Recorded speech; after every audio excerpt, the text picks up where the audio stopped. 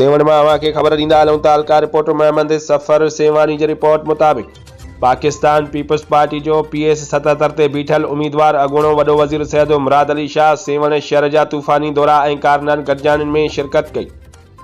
सेवण जे केतिरनि मॉलनि में अॼु कार्नर गॾजाणियूं मुनक़िद कयूं वयूं।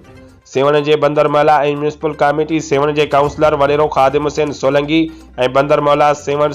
सेवण जे सोलंकी बिरादरी ऐं मल्हार बिरादरी जे तरफ़ां सिंध जे अॻूणे वॾे वज़ीर सैयद मुराद अली शाह जी कार्नर गॾजाणी मुनक़िद कई वई,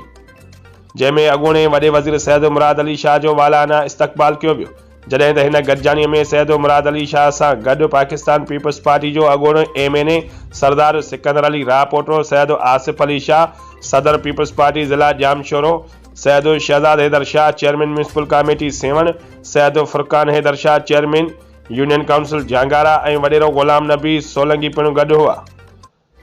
जॾहिं त वडेरे ख़ादिम हुसैन सोलंकी पारां आयल महिमाननि खे सिंध जी सकाफ़त अजरक ऐं टोपी ऐं सिंध जी सूखड़ी बोस्के जा पटका पिणु पाराया विया।